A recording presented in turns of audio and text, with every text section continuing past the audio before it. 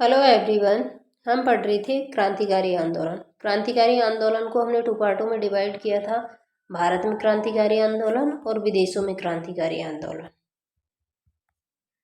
सबसे पहले हमने स्टार्ट किया था भारत में क्रांतिकारी आंदोलन। जो भारत में क्रांतिकारी आंदोलन है उसे भी हमने 2 पार्टों में डिवाइड किया था, जैसे प्रथम चरण में और द्वितीय चरण में। प्रथम चरण में जो क्रांतिकारी आंदोलन थे वो 1905 से 1917 के मध्य मानी जाती है, और द्वितीय चरण में जो क्रांतिकारी गतिविधियां हुई है वो है 1922 से 1934 के लगभग। ओके, तो जो प्रथम चरण में क्रांतिकारी गतिविधियां हुई थी उसमें से हमने सबसे पहले पढ़ा था महाराष्ट्र में क्रांतिकारी गतिविधियां। महाराष्ट्र में क्रांतिकारी गतिविधियां। महाराष्ट्र में जो क्रांतिकारी गतिविधियां थी उसमें हमने सबसे पहले देखा था जो क्रांतिकारी गतिविधियों का प्रारंभ हुआ है महाराष्ट्र में, जबकि सर्वाधिक क्रांतिकारी घटनाएं हुई थी बंगाल में। महाराष्ट्र में सबसे पहले जो क्रांतिकारी गतिविधि हुई थी वो थी रामोसी विद्रोह। रामोसी विद्रोह ये हुआ है 1877-78 ईस्वी में। रामोसी विद्रोह का प्रारंभ हुआ था रामोसी जाति के द्वारा। कारण इसका था अकाल कुप्रबंधन, यानी सरकार के द्वारा अकाल कुप्रबंधन के कारण यह हिंसक विद्रोह किया गया था, और इसका नेतृत्व किया था वासुदेव बलवंत फड़के के द्वारा।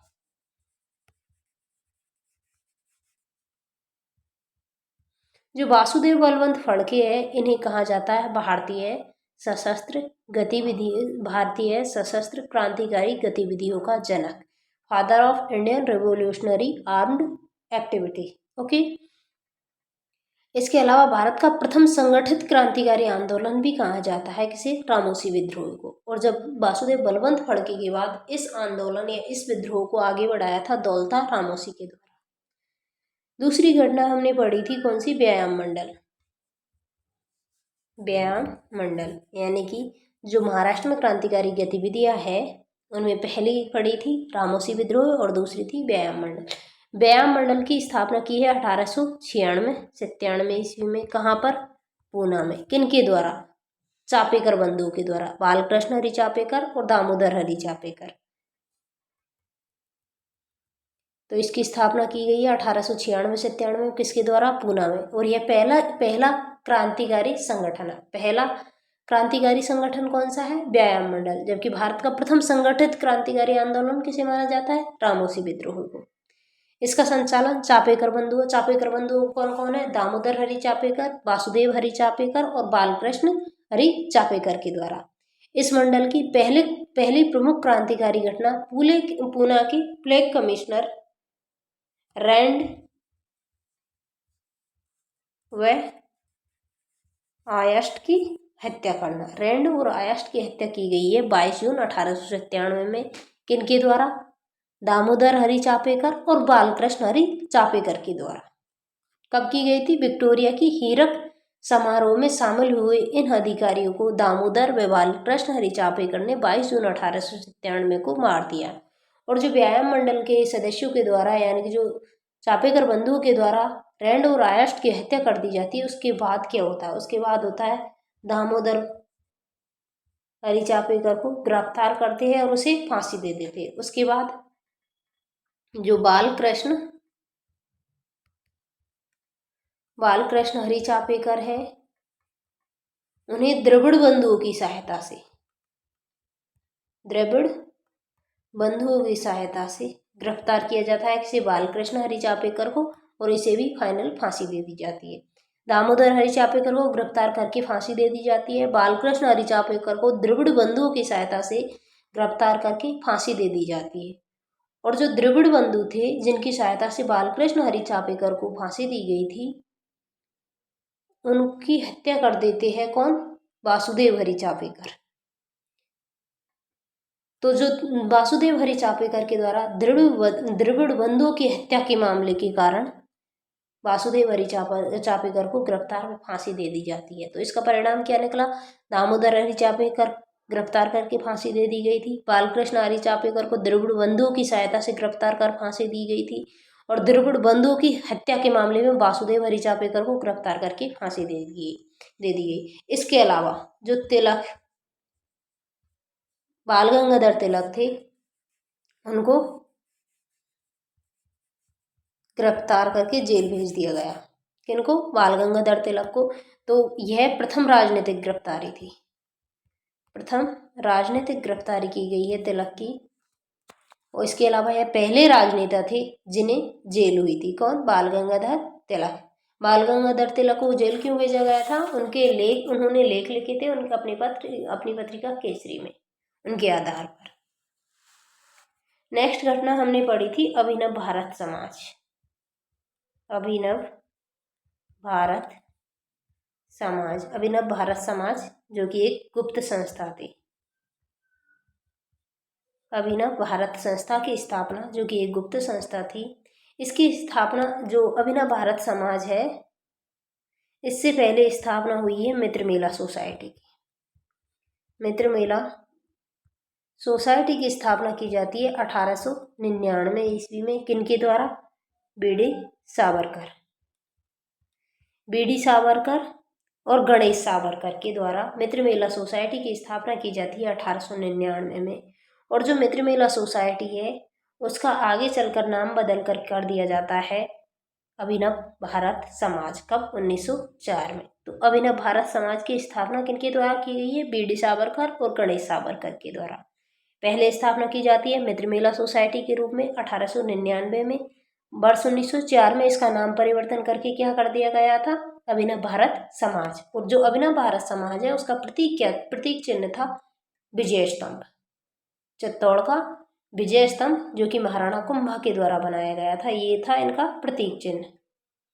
इनके द्वारा जो गतिविधियां की जाती है अभिनव भारत समाज के द्वारा, एक तो थी 1907 में पांडुरंग बापट को बम की कला सीखने के लिए पेरिस भेजा गया। इसके अलावा हेमचंद्र दास व मिर्जा अब्बास के साथ रूसी व्यक्ति से बम बनाने की कला सीखी है। किसने? हेमचंद्र दास व मिर्जा अब्बास के साथ। जो अभिनव भारत समाज है उनके द्वारा दो घटनाओं को अंजाम दिया जाता है, दो बड़ी घटनाओं को अंजाम दिया जाता है। एक कौन सी थी? कर्जन वायले की हत्या। कर्जन वायले की हत्या। और जो कर्जन वायले की हत्या की है वो की है मदन लाल धींगरा के द्वारा। मदन लाल धींगरा के द्वारा कर्जन वायले की हत्या की जाती है 1 जुलाई 1909 को। बाद में इसे फांसी दे दी जाती है। किन्हें? मदन लाल धींगरा को। पहली घटना कौन सी थी? कर्जन वायले की हत्या मदन लाल धींगरा के द्वारा। दूसरी घटना थी नासिक के जज जैक्सन की हत्या। नासिक के जज जैक्सन की हत्या। और नासिक के जज जो जैक्सन की हत्या की गई है अनंत लक्ष्मण कान्हरे के द्वारा। अनंत लक्ष्मण कान्हरे के द्वारा हत्या की जाती है नासिक के जज जैक्सन की। ये की जाती है दिसंबर 1909, 21 दिसंबर 1909 ईस्वी को। और जो अनंत लक्ष्मण कान्हरे है वो अभिनव भारत समाज से संबंधित थे। इसके बाद चलता है नासिक षड्यंत्र केस, यानी कि जो नासिक के जज जैक्सन की हत्या के बाद चलता है नासिक षड्यंत्र केस।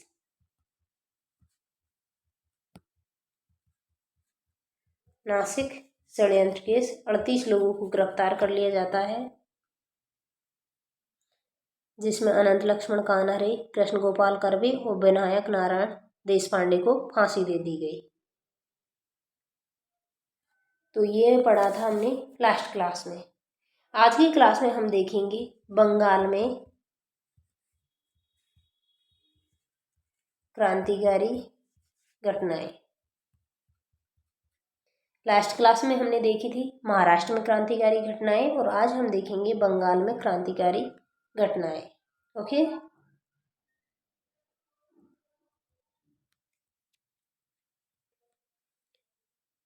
सबसे पहले हम देखेंगे जो बंगाल में जो क्रांतिकारी घटनाएं होती है उनको प्रेरणा कहाँ से मिलती है। बंगाल में क्रांतिकारी घटनाओं को प्रेरणा मिलती है समितियों, इसके अलावा बंगाली साहित्य से। बंगाली साहित्य व समितियों से बंगाल में जो क्रांतिकारी घटनाएं होती है उन्हें प्रेरणा मिलती है। और उसके बाद हम देखेंगे प्रमुख घटनाएं। प्रमुख घटनाओं में कौन कौन सी? मुजफ्फरपुर षड्यंत्र केस, उसके अलावा अलीपुर षड्यंत्र केस, और लास्ट में हम देखेंगे हावड़ा षड्यंत्र केस। ओके, तो जो हम सबसे पहले देखेंगे कि जो बंगाल में जो क्रांतिकारी आंदोलन की शुरुआत कहाँ से होती है? महाराष्ट्र से, जबकि सर्वाधिक क्रांतिकारी घटनाएं होती है बंगाल में। बंगाल में हम सबसे पहले देखेंगे बंगाल में जो क्रांतिकारी घटनाएं होती है उन्हें प्रेरणा कहाँ से मिलती है? तो प्रेरणा मिलती है दो जगहों से। एक तो बंगाल में समितियों की स्थापना की जाती है और दूसरा बंगाली साहित्य से। और नेक्स्ट पॉइंट देखेंगे हम बंगाल में कौन कौन सी क्रांतिकारी घटनाएं होती है। क्रांतिकारी घटनाओं में हम मेनली मुजफ्फरपुर षड्यंत्र केस, उसके अलावा अलीपुर षड्यंत्र केस, और नेक्स्ट जो लास्ट हम देखेंगे हावड़ा षड्यंत्र केस। ओके, तो सबसे पहले हम देखते हैं कि जो बंगाल में जो क्रांतिकारी गतिविधियां होती है उन्हें प्रेरणा कहाँ से मिलती है। प्रेरणा में हम सबसे पहले देखेंगे समितियों की स्थापना। बंगाल में मुख्य रूप से 4 समितियां प्रभावित थी जिनकी स्थापना हुई है 1902 में। 4 समितियां थी जिनकी स्थापना हुई है 1902 में। कौन कौन सी? एक तो है मिदनापुर समिति, मिदनापुर समिति। मिदनापुर समिति की स्थापना की गई है ज्ञानेंद्रनाथ,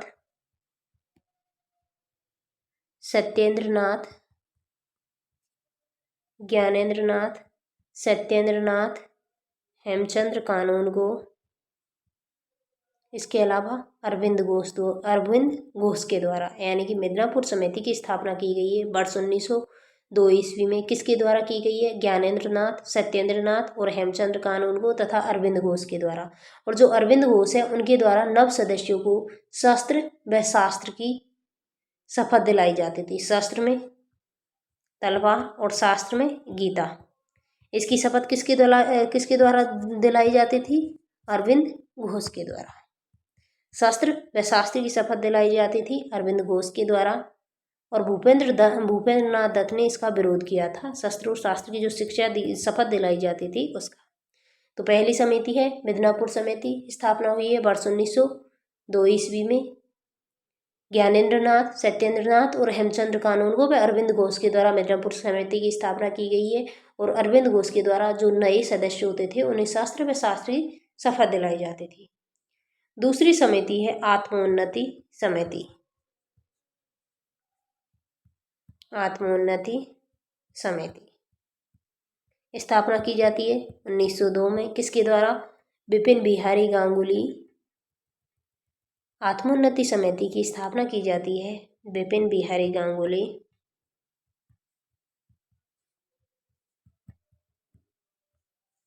इसके अलावा निवारण भट्टाचार्य,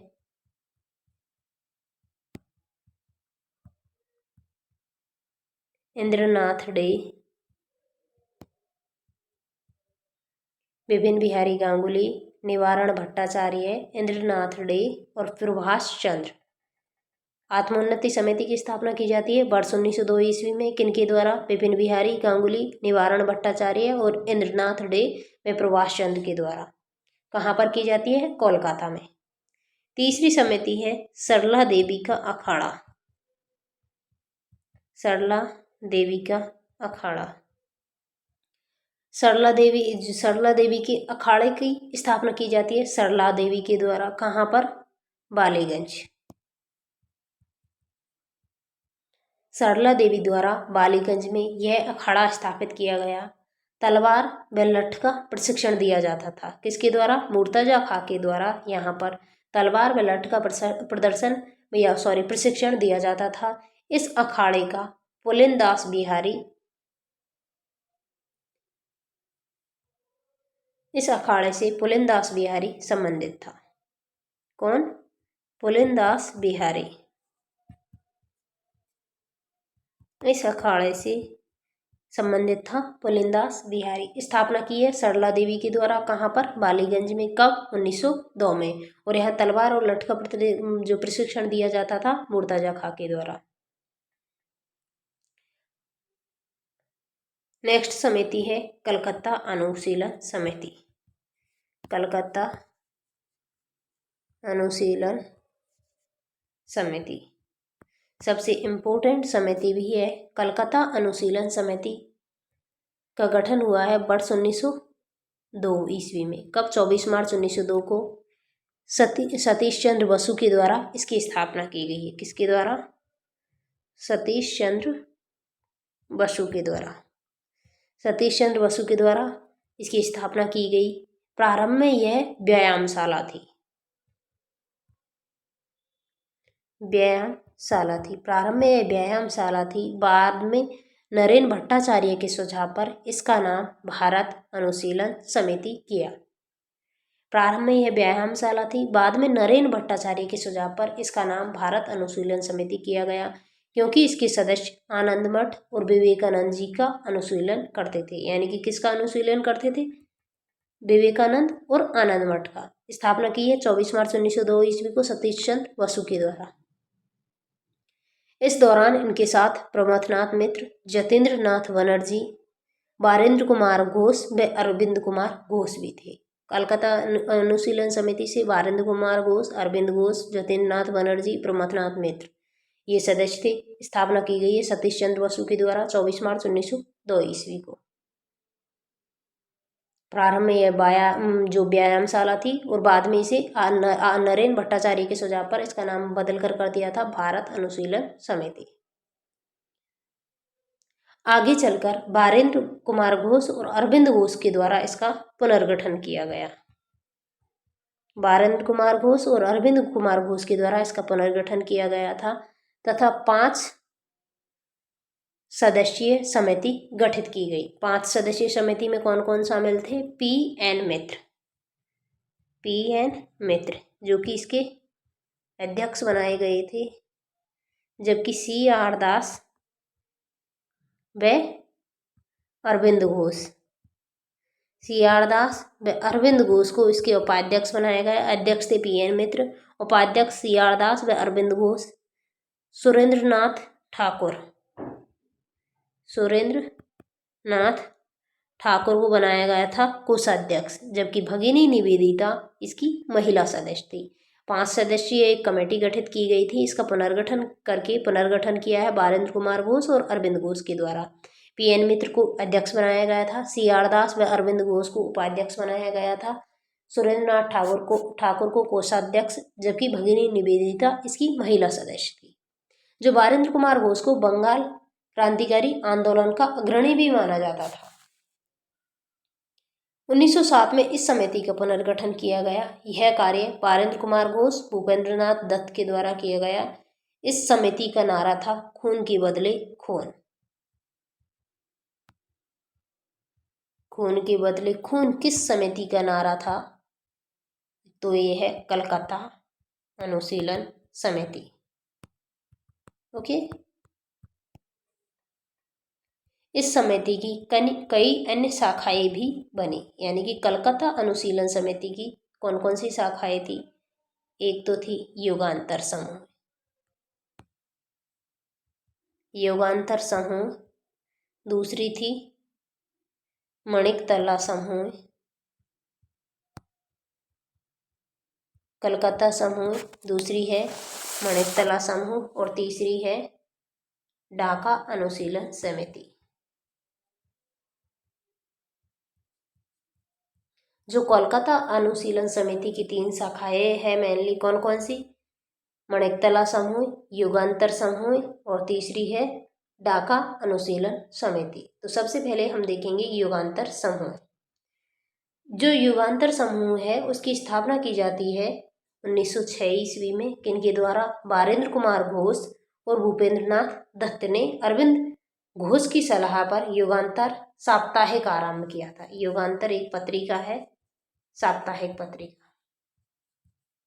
किसकी सलाह पर प्रारंभ किया गया है इसे? अरविंद घोष की सलाह पर। किनके द्वारा स्टार्ट किया गया था? बारेंद्र कुमार घोष और भूपेंद्रनाथ दत्त के द्वारा, जिसके लिए युगांतर प्रेस की स्थापना की महाराज सूर्यकांत व अविनाश चंद्र की सहायता से इसकी स्थापना की गई थी। किनके द्वारा? भूपेंद्रनाथ दत्त और बारेंद्र कुमार घोष के सुझाव दिया था। किसने सुझाव पे सलाह दिया था? अरविंद घोष के द्वारा। और जो इसकी सहायता की थी महाराज सूर्यकांत और अविनाश चंद्र के द्वारा।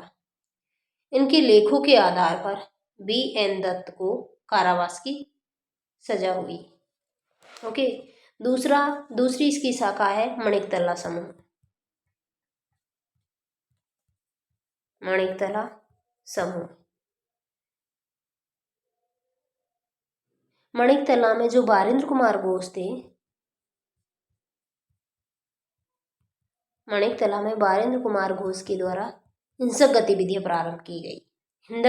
हिंसक गतिविधियों को अंजाम देने हेतु माणिकतला में बारेंद्र कुमार घोष ने अनुशीलन समिति के भाग के रूप में यह केंद्र स्थापित किया था वर्ष 1907 ईस्वी में। 1906 में किसकी स्थापना की गई है? युगांतर समूह की स्थापना की गई थी। जबकि माणिकतला समूह की स्थापना की गई है बारेंद्र कुमार घोष के द्वारा। कारण क्या था इसका? हिंसक गतिविधियों को अंजाम देने हेतु। कब की गई है? 1907 में। कहाँ पर? माणिकतला में। यहाँ हथियारों का जखीरा रखा गया था और यहाँ पर हेमचंद्र कानून को बम बनाते थे।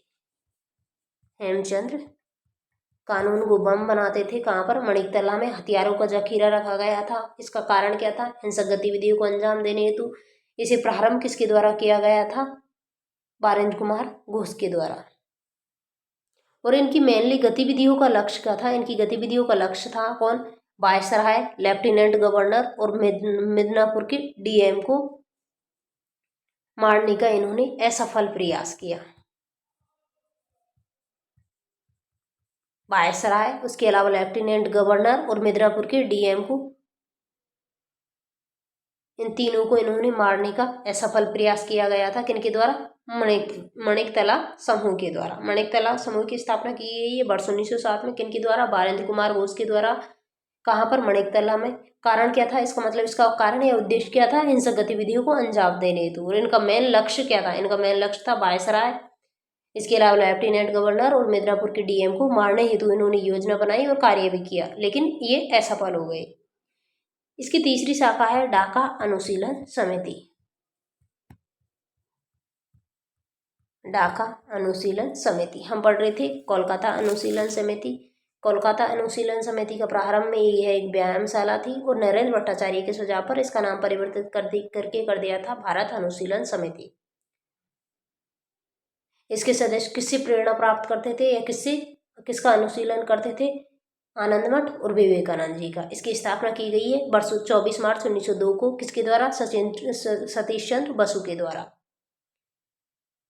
और इसके सदस्य थे प्रमोदनाथ मित्र, जतेंद्रनाथ बनर्जी और बारेंद्र कुमार घोष व अरविंद घोष थे। और आगे चलकर बारेंद्र कुमार घोष और अरविंद कुमार घोष के द्वारा इसका पुनर्गठन किया गया और 5 सदस्यों की कमेटी बनाई गई थी। 5 सदस्यों की कमेटी में कौन कौन थे? P.N. मित्र जो कि इसके अध्यक्ष थे, C.R. दास व अरविंद घोष इसके उपाध्यक्ष थे, सुरेंद्रनाथ ठाकुर इसके कोषाध्यक्ष बनाए गए थे, जबकि भगिनी निवेदिता इसकी महिला सदस्य थी। इसके अलावा 1907 में इस समिति का पुनर्गठन किया गया था और बारेंद्र कुमार घोष व भूपेंद्रनाथ दत्त के द्वारा किया गया था इसका पुनर्गठन वर्ष 1907 में। इसका नारा था खून के बदले खून। और इस समिति की कई जो अन्य भागों में कई शाखाएं बनी थी। कौन कौन सी? युगांतर समूह वर्ष 1906 में बारेंद्र कुमार घोष तथा भूपेंद्रनाथ दत्त के द्वारा इसकी स्थापना की गई थी। युगांतर साप्ताहिक पत्रिका, युगांतर एक पत्रिका है जो कि साप्ताहिक रूप से आरंभ की गई थी। किसके द्वारा? भूपेंद्रनाथ दत्त और बारेंद्र कुमार घोष के द्वारा। किसकी सलाह पर? अरविंद घोष की सलाह पर। जबकि महाराज सूर्यकांत और अविनाश चंद्र ने इनकी सहायता की थी और इनके लेखों के आधार पर B.N. दत्त को कारावास की सजा हुई।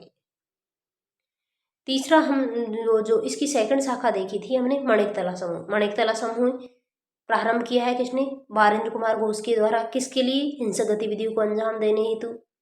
और यह 1907 में स्थापित किया गया था। यहाँ पर हथियारों को जखीरा रखा गया था और हेमचंद्र कानून को यहाँ बम बनाते थे। इनकी गतिविधियाँ कौन कौन सी?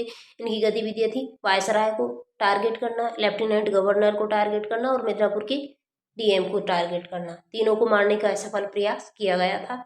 इसके अलावा नेक्स्ट है ढाका अनुशीलन समिति। इसकी नेक्स्ट जो शाखा है कौन सी है, ढाका अनुशीलन समिति। इसकी स्थापना की गई है सितंबर अक्टूबर 1906 ईस्वी में। 1906 ईस्वी में कलकत्ता अनुशीलन समिति की शाखा के रूप में पुलन बिहारी दास के नेतृत्व में, इनके नेतृत्व में, पुलन बिहारी दास के नेतृत्व में इनका गठन किया गया है। पुलन बिहारी दास के द्वारा। पीएन मित्र भी इससे जुड़े रहे। 1932 तक लगभग इनकी 500 शाखाएं बने। इनके द्वारा मेन घटना को अंजाम दिया जाता है बर्ग डकैती, जो कि 1908 में की जाती है। तो कोलकाता अनुशीलन समिति की हमने 3 शाखाएं पढ़ी है। कौन कौन सी? कलकत्ता अनुशीलन समिति की युगांतर समूह, मणिकतला समूह और ढाका अनुशीलन समिति। इसके अलावा भी कौन कौन सी समिति रहती है? हमने क्या पढ़ रहे हैं कि जो बंगाल में जो क्रांतिकारी घटनाएं हैं उन्हें प्रेरणा कहाँ से मिली। एक तो है समितियों से और दूसरी है साहित्य। इनके अलावा हमने मेन समिति पढ़ी है कौन सी? 1902 ईस्वी में 3 समितियों की स्थापना की गई है। मिदनापुर आत्मोन्नति समिति, सरला देवी का अखाड़ा और कोलकाता अनुशीलन समिति।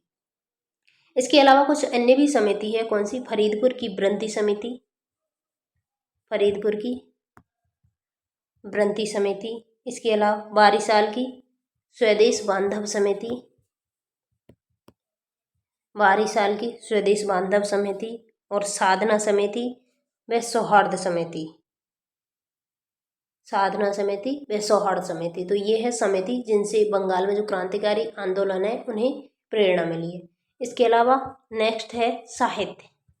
बंगाल में कौन सा साहित्य था जिसे बंगाल में क्रांतिकारी घटनाओं को अंजाम देने में सहायता हुई या उन्हें प्रेरणा मिली है? एक है आनंद मठ। आनंद मठ से प्रेरित होकर 1905 में अरविंद घोष के द्वारा रचित है भवानी मंदिर पुस्तक। भवानी मंदिर पुस्तक लिखी गई है अरविंद घोष के द्वारा। किससे प्रेरणा लेकर? आनंद मठ से। आनंद मठ किसके द्वारा लिखा गया था? बंकिम चंद्र चटर्जी के द्वारा। बंकिम चंद्र चटर्जी के द्वारा लिखा गया है आनंद मठ, और उससे प्रेरित होकर 1905 में अरविंद घोष के द्वारा लिखा गया है भवानी मंदिर। इसके अलावा वर्तमान रणनीति, वर्तमान रणनीति लिखी गई है अविनाश चंद्र भट्टाचार्य के द्वारा। अविनाश चंद्र भट्टाचार्य के द्वारा वर्ष 1907 में लिखी गई है वर्तमान रणनीति, जो कि क्रांतिकारी गतिविधियों से संबंधित थी। इसके अलावा जो युगांतर पत्रिका थी उनके लेखों का समूह लिखा है मुक्ति कौन पाथे। मुक्ति कौन पाथे, मुक्ति कौन पाथे यानी कि मुक्ति का रास्ता क्या है। इसके अलावा सिखेर बलिदान, नेक्स्ट साहित्य है सिखेर बलिदान।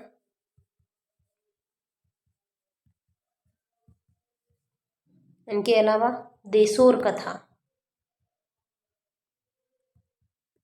तो जिनसे प्रेरणा प्राप्त की गई है वो साहित्य कौन कौन सा है? आनंद मठ से प्रेरित होकर भवानी मंदिर लिखी गई है किनके द्वारा? अरविंद घोष के द्वारा। वर्तमान रणनीति नामक पुस्तक लिखी गई थी अविनाश चंद्र भट्टाचार्य के द्वारा वर्ष 1907 में। मुक्ति कौन पाथे जो कि युगांतर पत्रिका के लेखों का समूह था। इसके अलावा सिखेर बलिदान और देशोर कथा, जिनसे बंगाल में क्रांतिकारी घटनाओं को प्रेरणा प्राप्त हुई है। हम पढ़ रहे थे बंगाल में क्रांतिकारी घटनाएं। क्रांतिकारी घटनाओं में सबसे पहले हमने देखा है कि बंगाल में जो क्रांतिकारी घटनाएं हुई है उन्हें प्रेरणा कहाँ से प्राप्त हुई है। प्रेरणा के 2 सोर्स थे। कौन कौन सी? समितियां और साहित्य। समितियों में हमने सबसे पहले देखा था कि बंगाल में मुख्य रूप से 4 समितियां प्रभावी थी जिनकी स्थापना की गई है वर्ष 1902 में। पहले थी मिदनापुर जो कि प्रथम समिति थी। उसके अलावा आत्मोन्नति समिति, सरला देवी का अखाड़ा और कोलकाता अनुशीलन समिति। कोलकाता अनुशीलन समिति की 3 शाखाएं थी। कौन कौन सी? युगांतर समूह, मणिकतला समूह और ढाका अनुशीलन समिति। दूसरा हमने देखा इसके अलावा अन्य समितियां भी थी जैसे कि फरीदपुर की ब्रंती समिति, बारिशाल की स्वदेश बांधव समिति और साधना समिति व सौहार्द समिति। इसके अलावा दूसरा सोर्स था प्रेरणा का साहित्य। साहित्य में कौन कौन सा? आनंद मठ से प्रेरित होकर अरविंद घोष के द्वारा लिखा गया है भवानी मंदिर। वर्तमान रणनीति नामक पुस्तक लिखी गई है अविनाश चंद्र भट्टाचार्य के द्वारा। इसके अलावा मुक्ति कौन पाते जो कि युगांतर पत्रिका के लेखों का समूह था। इसके अलावा सिखेर बलिदान और देश और कथा, जिनसे बंगाल में क्रांतिकारी घटनाओं ने प्रेरणा प्राप्त की थी। अब हम देखते हैं प्रमुख घटनाएं। बंगाल में प्रमुख क्रांतिकारी घटनाएं जो कि प्रथम चरण के दौरान हुई है। प्रमुख घटनाओं में फर्स्ट है मुजफ्फरपुर षड्यंत्र केस, दूसरा है हावड़ा, दूसरा है अलीपुर षड्यंत्र केस और तीसरा है हावड़ा षड्यंत्र केस। मुजफ्फरपुर षड्यंत्र केस होता है वर्ष 1908 ईस्वी में। फर्स्ट घटना को अंजाम दिया जाता है मुजफ्फरपुर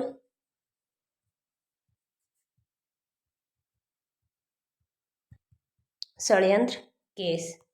इस घटना को अंजाम दिया जाता है वर्ष 1908 ईस्वी में। जो मुजफ्फरपुर के सत्र न्यायाधीश थे कौन? किंग्सफोर्ड।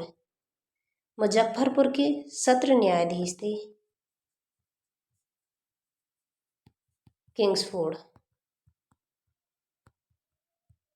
मुजफ्फरपुर के सत्र न्यायाधीश थे किंग्सफोर्ड, जिन पर प्रफुल्ल चाकी और खुदीराम बोस ने मुजफ्फरपुर नगर में 30 अप्रैल 1908 को इस पर बम फेंका। किस पर? मुजफ्फरपुर के सत्र न्यायाधीश थे किंग्सफोर्ड और इन पर बम फेंका किनके द्वारा? प्रफुल्ल चाकी और खुदीराम बोस। प्रफुल्ल चाकी और खुदीराम बोस के द्वारा मुजफ्फरपुर के जो सत्र न्यायालय थे उनके न्यायाधीश थे किंग्सफोर्ड पर बम फेंका गया है 30 अप्रैल 1908 ईस्वी। परंतु किंग्सफोर्ड गाड़ी में नहीं थे। उनके स्थान पर कैनेडी की पुत्री व पत्नी मारी गई। इस जुर्म पर मुजफ्फरपुर षड्यंत्र केस चलाया गया। जो प्रफुल्ल चाकी थे,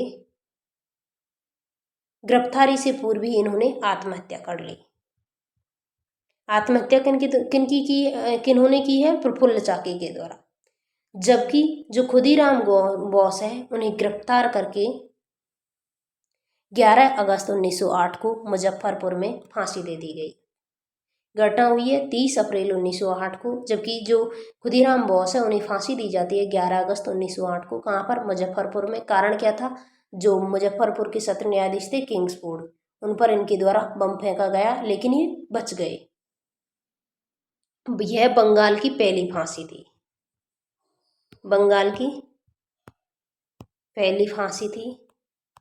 इसके अलावा जो खुदीराम बोस थे उन्हें छोटी उम्र में फांसी दी गई थी, यानी कि छोटी उम्र में फांसी दी गई और फांसी के वक्त इनकी उम्र थी 18 वर्ष। 18 वर्ष की उम्र में किनको फांसी दी गई है? खुदीराम बोस को द्वारा। कब दी गई है? 11 अगस्त 1928 को। कारण क्या था? मुजफ्फरपुर के सत्र न्यायाधीश थे किंग्सफोर्ड, उन पर बम फेंका गया था। किन किन के द्वारा? प्रफुल्ल चाकी और खुदीराम बोस के द्वारा। जो प्रफुल्ल चाकी थे उन्होंने गिरफ्तार होने से पूर्व ही आत्महत्या कर ली थी, जबकि खुदीराम बोस को मुजफ्फरपुर नगर में 11 अगस्त 1908 को फांसी दे दी गई थी। तो इसे कहा जाता है मुजफ्फरपुर षड्यंत्र केस, यानी कि बंगाल में पहली क्रांतिकारी घटना होती है मुजफ्फरपुर षड्यंत्र केस। दूसरी घटना है अलीपुर षड्यंत्र केस। अलीपुर षड्यंत्र केस 2 मई 1908। 2 मई 1908 को मणिकतला के क्रांतिकारियों के आवास मुरारीकपुर। मणिकतला के क्रांतिकारियों का आवास था मुरारीकपुर।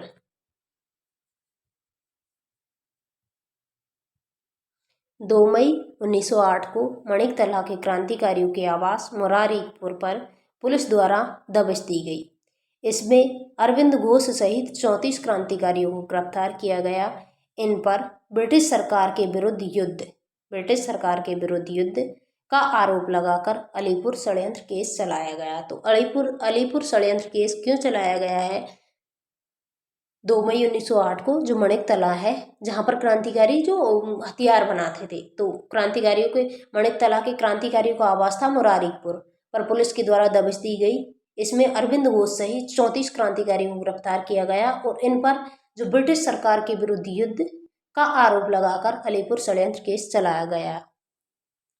जब इन पर अलीपुर षड्यंत्र केस चलाया गया तो इनके सरकारी गवाह बने थे कौन? नरेंद्र गोसाई।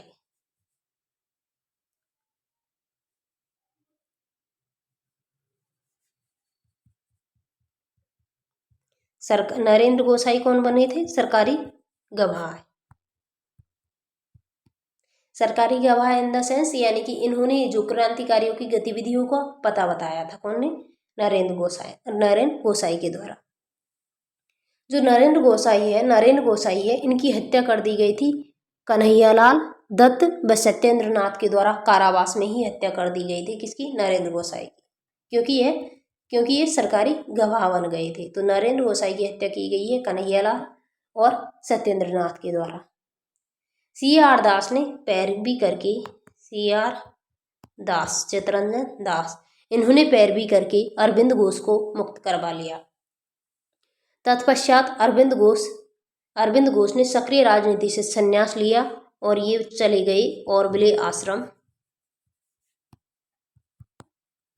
औरविले आश्रम पड़ता है पुदुचेरी या पांडिचेरी में। यानी कि जो CR दास थे उन्होंने बचा लिया था किसे? अरविंद घोष को। पैरवी करके अरविंद घोष को मुक्त करवा लिया। उसके बाद अरविंद घोष सक्रिय राजनीति से संन्यास लेकर औरविले आश्रम पहुंचे और वहां पर इन्होंने औरविले आश्रम की स्थापना की और वे वहीं पर रहने लग गए। बाद में बारेंद्र घोष व उल्लासकर दत्त को फांसी की सजा सुनाई गई, परंतु इसे आजीवन कारावास में बदल दिया गया। तो जो बारेंद्र घोष और उल्लासकर दत्त को कहाँ पर भेजा गया था? सेल्यूलर जेल में। पहले इन्हें फांसी की सजा सुनाई गई थी, लेकिन बाद में इन्हें आजीवन कारावास दे दिया गया था। और आजीवन कारावास कहाँ मिला था इन्हें? सेल्यूलर जेल में। तीसरी गतिविधि है कौन सी? हावड़ा षड्यंत्र केस। हावड़ा षड्यंत्र केस में जो जतींद्रनाथ मुखर्जी के द्वारा नरेंद्र गोसाई के जांच अधिकारी थे, यानी कि जतींद्रनाथ मुखर्जी। कौन? जतींद्रनाथ मुखर्जी, जिन्हें कहा जाता है बाघा जतिन या जतींद्रनाथ मुखर्जी के द्वारा क्या किया जाता है? जो नरेंद्र गोसाई थे उनका जांच अधिकारी थे शमसुल आलम। नरेंद्र गोसाई के जांच अधिकारी शमसुल आलम।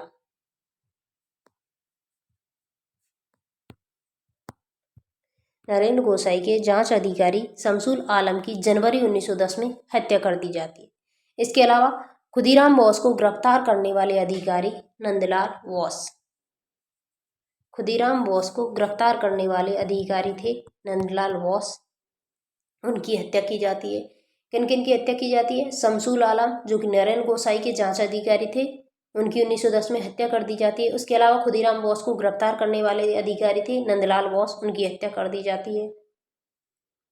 इसके अलावा कोलकाता के वकील आशुतोष विश्वास की हत्या जैसे आरोपों के चलते बाघा जतीन सहित 47 क्रांतिकारियों पर हावड़ा षड्यंत्र केस चलाया गया। यानी कि हावड़ा षड्यंत्र केस क्या था? जो नरेंद्र गोसाई के जांच अधिकारी थे शमसुल आलम, उनकी हत्या कर दी जाती है जतींद्रनाथ मुखर्जी यानी कि बाघा जतीन के द्वारा। उसके अलावा नंदलाल बोस की हत्या की जाती है, जो कि कौन थे? खुदीराम बोस को गिरफ्तार करने वाले अधिकारी। इसके अलावा कोलकाता के वकील आशुतोष विश्वास की भी हत्या कर दी जाती है। तो इन आरोपों के आधार पर लगभग बाघा जतीन सहित लगभग 47 क्रांतिकारियों पर हावड़ा षड्यंत्र केस चलाया जाता है। जो बाघा जतीन थे उन्हें 1 वर्ष की सजा सुनाई जाती है और अधिकांश जो क्रांतिकारी थे वो रिहा हो गए।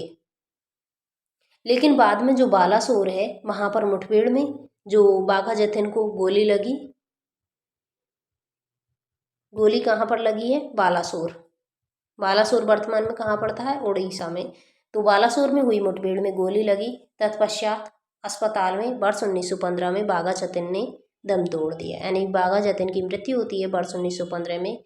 कारण क्या था? बालासोर में मुठभेड़ हुई और उसमें बाघा जतीन को गोली लगी थी।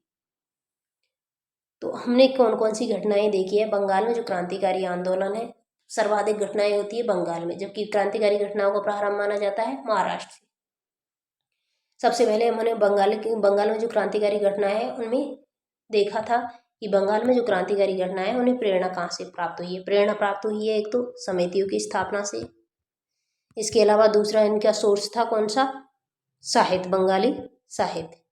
समितियों में हमने देखा है 1902 ईस्वी में मुख्य रूप से 4 समितियां प्रभावित थी। कौन कौन सी? मिदनापुर की प्रथम समिति थी, आत्मोन्नति समिति, इसके अलावा सरला देवी का अखाड़ा, और चौथी समिति थी कोलकाता अनुशीलन समिति। जो कोलकाता अनुशीलन समिति वो 3 पार्टों में डिवाइड थी। कौन कौन सी? ढाका अनुशीलन समिति, दूसरा युगांतर समूह, और तीसरी थी मणिकतला। जो मिदनापुर समिति है उनकी स्थापना की जाती है 1902 में ज्ञानेंद्रनाथ बसु, ज्ञानेंद्रनाथ, सत्येंद्रनाथ और हेमचंद्र कानूनगो के द्वारा।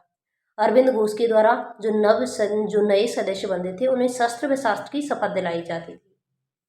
दूसरी समिति आत्मोन्नति समिति 1902 में स्थापना की जाती है। कहाँ पर? कोलकाता में। इनकी स्थापना की जाती है विपिन बिहारी गांगुली, निवारण भट्टाचार्य और इंद्रनाथ डे व ब्रह्मभास चंद्र के द्वारा।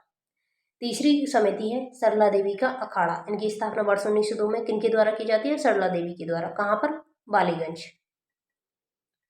तलवार व लट्ठ का प्रशिक्षण दिया जाता था यहाँ पर मुर्तजा खां के द्वारा। मुर्तजा खां के यहाँ पर तलवार व लट्ठ का प्रशिक्षण दिया जाता था। और इसी अखाड़े से संबंधित थे कौन? पुलिंदास बिहारी। इसके अलावा नेक्स्ट जो समिति थी वो थी कलकत्ता अनुशीलन समिति। प्रारंभ में ये एक व्यायामशाला थी। बाद में नरेंद्र भट्टाचार्य है उनके सुझाव पर इसका नाम बदलकर कर दिया था भारत अनुशीलन समिति। और इनके सदस्य किसके अनुशीलन करते थे? आनंद मठ और विवेकानंद जी का। इसकी स्थापना की गई है 24 मार्च 1902 ईस्वी में। किसके द्वारा? सतीश चंद्र बसु के द्वारा। इसके अन्य सदस्य थे प्रमथनाथ मित्र, जतीन्द्रनाथ बनर्जी और बारेंद्र कुमार घोष व अरविंद घोष। बाद में इसका पुनर्गठन किया गया और 5 सदस्यीय समिति का गठन किया गया था। 5 सदस्यीय समिति में कौन कौन थे? PN मित्र जो कि इसके अध्यक्ष बनाए गए थे, CR दास व अरविंद घोष इसके उपाध्यक्ष बनाए गए थे, सुरेंद्रनाथ ठाकुर इसके कोषाध्यक्ष बने थे, जबकि भगिनी निवेदिता इसकी महिला सदस्य थी। जो बारेंद्र कुमार घोष है उसे कहा जाता है बंगाल में क्रांतिकारी आंदोलन का अग्रणी। 1907 में इस समिति का पुनर्गठन किया गया और जो बारेंद्र कुमार घोष व भूपेंद्र नाथ दत्त के द्वारा इसका पुनर्गठन किया गया। और इस समिति का नारा क्या था? इस समिति का नारा था खून के बदले खून। कौन सी समिति? कलकत्ता अनुशीलन समिति। आगे चलकर जो इस समिति की कई शाखाएं हो गई। कौन सी समिति की? कलकत्ता अनुशीलन समिति की मेनली 3 शाखाएं हैं। कौन कौन सी? युगांतर समूह। जी युगांतर समूह के द्वारा मतलब सबसे पहले जो युगांतर पत्रिका की स्थापना है, पत्रिका प्रारंभ की जाती है किनके द्वारा? बारेंद्र कुमार घोष और भूपेंद्र नाथ दत्त के द्वारा। कब? 1906 ईस्वी में युगांतर पत्रिका प्रारंभ की जाती है किनके द्वारा? बारेंद्र कुमार घोष और भूपेंद्र नाथ दत्त के द्वारा। कब? वर्ष 1906 में, जो कि एक साप्ताहिक पत्रिका थी। किसके सुझाव पर? अरविंद घोष के सुझाव पर। और इसकी सहायता की थी महाराज सूर्यकांत व अविनाश चंद्र के द्वारा। और इनके लेखों के आधार पर BN दत्त को कारावास की सजा सुनाई गई थी। नेक्स्ट शाखा थी हमने मणिकतला समूह। जो मणिकतला में बारेंद्र कुमार घोष ने हिंसक गतिविधियों को अंजाम देने हेतु अनुशीलन समिति के भाग के रूप में इस केंद्र की स्थापना की गई है वर्ष 1907 ईस्वी में। यहाँ हथियारों का जखीरा रखा गया और हेमचंद्र कानूनगो यहाँ पर बम बनाते थे। इनकी गतिविधियां थी वायसराय, लेफ्टिनेंट गवर्नर और मिदनापुर के जो DM थे, तीनों को मारने का असफल प्रयास किया गया था किनके द्वारा? मणिकतला समूह के द्वारा। नेक्स्ट इसकी शाखा थी ढाका अनुशीलन समिति। इसकी स्थापना की जाती है सितंबर-अक्टूबर 1906 ईस्वी में। कलकत्ता अनुशीलन समिति की शाखा के रूप में किनके द्वारा की जाती है? पुलिन बिहारी दास के नेतृत्व में। PN मित्र भी इससे जुड़े थे। 1932 तक लगभग इनकी 500 शाखाएं स्थापित कर दी गई थी। इनके द्वारा एक घटना को अंजाम दिया जाता है वर्ग डकैती। समितियों की कड़ी में आगे बढ़ाते हुए जो इन अन्य समितियां भी थी, जैसे फरीदपुर की ब्रंती समिति, बारीसाल की स्वदेश बांधव समिति, साधना समिति व सौहार्द समिति। नेक्स्ट प्रेरणा का स्रोत था आनंद मठ। मतलब नेक्स्ट प्रेरणा का स्रोत था बंगाली साहित्य। बंगाली साहित्य में मेनली थी आनंद मठ। आनंद मठ से प्रेरणा लेकर जो अरविंद घोष के द्वारा 1905 में लिखा गया है भवानी मंदिर पुस्तक। इसके अलावा वर्तमान रणनीति लिखी गई थी अविनाश चंद्र भट्टाचार्य के द्वारा 1907 में। इसके अलावा मुक्ति कौन पाथे, जो कि युगांतर पत्रिका के लेखों का समूह है, यानी कि मुक्ति का रास्ता क्या है, ये लिखा गया है वर्ष 1936 में BR अम्बेडकर के द्वारा। इसके अलावा सिखेर बलिदान और देशोर कथा से भी बंगाल के क्रांतिकारी थे उन्हें प्रेरणा प्राप्त हुई थी। उसके बाद हमने देखा था कि जो बंगाल में जो प्रमुख घटनाएं कौन कौन से थी। बंगाल में क्रांतिकारियों के द्वारा कौन कौन सी घटनाओं को अंजाम दिया जाता है। उनमें थी मुजफ्फरपुर षड्यंत्र केस, दूसरा था अलीपुर षड्यंत्र केस और तीसरा था हावड़ा षड्यंत्र केस। मुजफ्फरपुर षड्यंत्र केस में क्या होता है कि मुजफ्फरपुर के सत्र न्यायाधीश होते हैं किंग्सफोर्ड, उस पर यानी कि उनकी गाड़ी पर प्रफुल्ल चाकी व खुदीराम बोस के द्वारा मुजफ्फरपुर नगर में 30 अप्रैल 1908 को बम फेंका गया, परंतु किंग्सफोर्ड गाड़ी में नहीं थे और उनके स्थान पर कैनेडी की पुत्री व पत्नी मारे गए। इस जुर्म पर यानी कि जो ये घटना की गई है किनके द्वारा, प्रफुल्ल चाकी और खुदीराम बोस के द्वारा, इस घटना पर मुजफ्फरपुर षड्यंत्र केस चलाया गया। प्रफुल्ल चाकी ने गिरफ्तारी से पूर्व ही आत्महत्या कर ली, जबकि जो खुदीराम बोस जिसे सबसे कम उम्र में फांसी दी गई थी 18 वर्ष की उम्र में, उन्हें गिरफ्तार करके फांसी दे दी गई थी 11 अगस्त 1908 ईस्वी। ओके, उसके बाद हमने देखा था अलीपुर षड्यंत्र केस। अलीपुर षड्यंत्र केस में क्या होता है कि 2 मई 1908 को जो मणिकतला के क्रांतिकारियों के आवास था मुरारीपुर, वहां पर पुलिस के द्वारा दबिश दी गई और इसमें अरविंद घोष सहित लगभग 34 क्रांतिकारियों को गिरफ्तार किया गया और इन पर ब्रिटिश सरकार के विरुद्ध युद्ध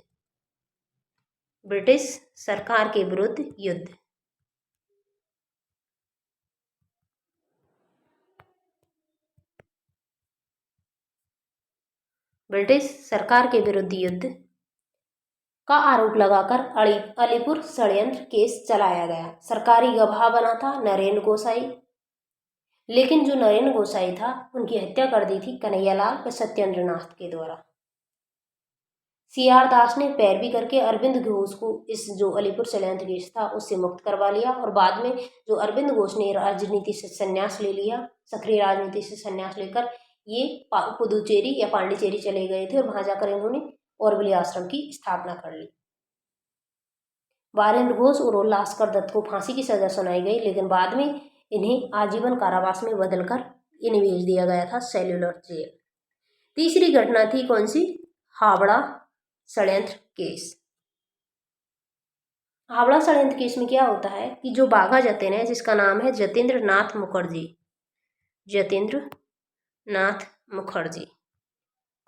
इनके द्वारा जो नरेंद्र गोसाई थे उनके जांच अधिकारी थे शमसूल आलम, उनकी हत्या कर दी जाती है वर्ष 1910 में। इसके अलावा खुदीराम बोस को गिरफ्तार करने वाले अधिकारी थे नंदलाल बोस, उनकी हत्या कर दी जाती है। इसके अलावा कोलकाता के वकील आशुतोष विश्वास की भी हत्या कर दी जाती है और इन आरोपों के चलते बाघा जतिन सहित लगभग 47 क्रांतिकारियों पर चलाया गया था हावड़ा षड्यंत्र केस।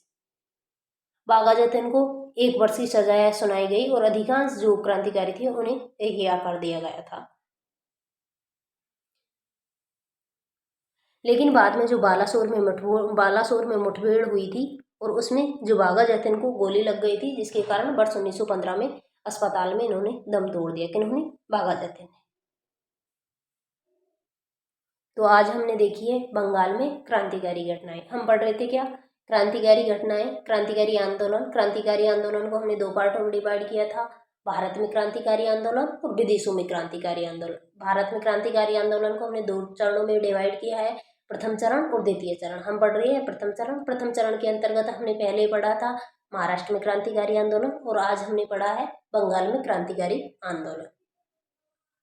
नेक्स्ट क्लास में हम पढ़ेंगे पंजाब, लाहौर और दिल्ली में क्रांतिकारी घटनाएं। Okay, thank you for watching.